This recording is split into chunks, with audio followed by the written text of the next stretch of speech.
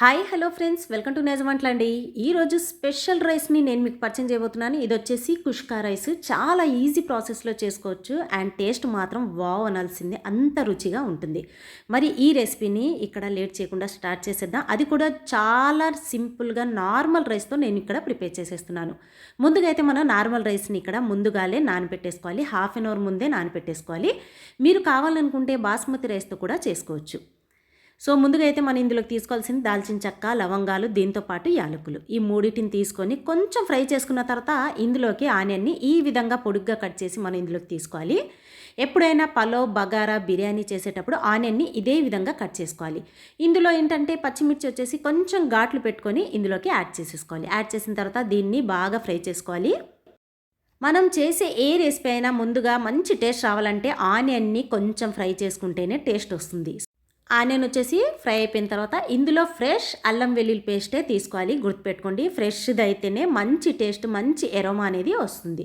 So ఇందులో నేను 2 table spoons తీసుకున్నాను. అల్లం వెల్లుల్లి వేసిన వెంటనే మనం మసాలాలు ఏది కూడా కలపకుండా దాన్ని బాగా ఫ్రై చేసుకోవాలి. ఫ్రై చేసిన తర్వాతే మనం ఇందులోకి అన్ని మసాలాని యాడ్ చేసుకోవాల్సి ఉంటుంది. ముందుగా అయితే ఎర్రగా ఉన్న టమాటాని తీసుకోవాలి. ఒక 3 చిన్న సైజు ఉన్న టమాటాని తీసుకోవాలి. దీంతోపాటు కొత్తిమీర, పుదీనా ఇందులోనే తీసుకోవాలి. సన్నగా తరిగి తీసుకోవాలి. అండ్ ఇందులోనే దీన్ని మనం ఫ్రై చేసుకుంటూ ఇంకొన్ని యాడ్ చేసుకోవాలి. సో ఏంటంటే మనం టమాటా ఇందులో కలిపిన వెంటనే రైస్ని యాడ్ చేయదు. టమాటా మెత్తగా మగ్గనివ్వాలి. టమాటా మెత్తగా అయిన తర్వాతే ఇందులోకి రైస్ యాడ్ చేసుకోవాల్సి ఉంటుంది. ఇందులో పసుపు వచ్చేసి 1/2 టేబుల్ స్పూన్, దీంతోపాటు చిల్లీ పౌడర్ వచ్చేసి 2 టేబుల్ స్పూన్స్. కొంచెం మనకి స్పైసీగా ఎర్రగా రావాలంటే కొంచెం మనకి చిల్లీ పౌడర్ వచ్చేసి ఎక్స్ట్రాగా యాడ్ చేసుకున్నాం అనుకోండి, మంచి టేస్ట్ అనేది వస్తుంది. సో దీన్ని కాస్త ఫ్రై చేసేసుకున్నాం కదా. ఇప్పుడు ఏంటంటే డైరెక్ట్గా మనం వాటర్ని మెజర్మెంట్ వాటర్ తీసుకోకుండా ఇందులో కొంచెం వాటర్ని యాడ్ చేస్తున్నాను. ఎందుకంటే టమాటా మగ్గాలి కదా. టమాటా మెత్తగైన తర్వాతే అప్పుడు ఇందులోకి మెజర్మెంట్ వాటర్ని యాడ్ చేసుకోవాల్సి ఉంటుంది. జస్ట్ ఏం లేదండి, కొంచెం వాటర్ కలిపేసి లో ఫ్లేమ్ మీద పెట్టేస్తే చాలు, టమాటా తొందరగా మగ్గిపోతుంది. ఇప్పుడు ఇందులో బిర్యానీ ఆకులు కూడా నేను తీసేసుకున్నాను. చూసారా, మనకి టమాటో వచ్చేసి మెత్తగా అయిపోయింది కదా. మెత్తగా అయిన తర్వాత కొంచెం మనం ఈ విధంగా కలుపుకున్న తర్వాత ఇందులో మెజర్మెంట్ వాటర్ని తీసుకోవాలి.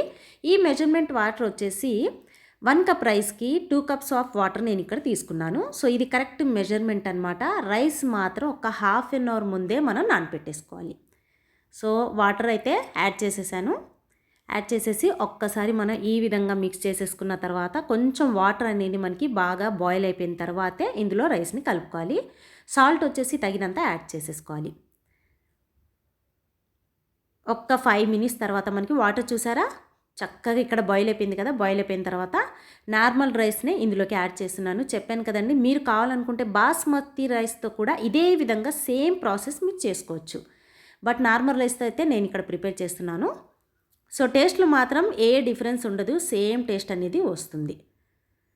సో చూసారు కదా, ఈ విధంగా ఒక్కసారి మనం మిక్స్ చేసేసుకొని సాల్ట్ కూడా కరెక్ట్గా చెక్ చేసుకున్న తర్వాత నేనైతే ఇక్కడ హై ఫ్లేమ్ మీద పెట్టేయాలి. హై ఫ్లేమ్ మీద పెట్టి మూత పెట్టేసిన తర్వాత వాటర్ మొత్తం మనకి అబ్జర్వ్ అయిపోయి కొంచెం వాటర్ ఉంటుంది కదా, అప్పుడు వచ్చేసి లో ఫ్లేమ్ మీద పెట్టేయాలి. అలా పెట్టేస్తే మనకి పర్ఫెక్ట్గా రైస్ వచ్చేసి ఉడికిపోతుంది. చాలామందికి ఇది డౌట్ అనమాట. నాకు చాలాసార్లు కమెంట్ పెట్టారు, రైస్ మీరు మెజర్మెంట్ వాటర్లో వేసిన తర్వాత హై ఫ్లేమ్ మీద పెట్టేయండి. తర్వాత వాటర్ మొత్తం ఈ విధంగా ఈ స్టేజ్లో అబ్జర్వ్ అయిపోయిన తర్వాత కొంచెం వాటర్ ఉందనగా లో ఫ్లేమ్ మీద పెట్టేసి పైన బరువు ఉన్నది ఏదైనా పెట్టేస్తే చాలండి. 15 మినిట్స్లో రైస్ వచ్చేసి పర్ఫెక్ట్గా రెడీ అయిపోతుంది. సో చూడండి, రైస్ అయితే నాకైతే ఇక్కడ రెడీ అయిపోయింది. చూసారా ఎంత పర్ఫెక్ట్గా, కొంచెం కూడా అన్నం మెత్తపడకుండా ఎంత పర్ఫెక్ట్గా వచ్చిందో. మరి లేట్ చేయకుండా ఈ రెసిపీ ట్రై చేసి లైక్ చేయటం మాత్రం మర్చిపోకండి, సబ్స్క్రైబ్ చేయండి.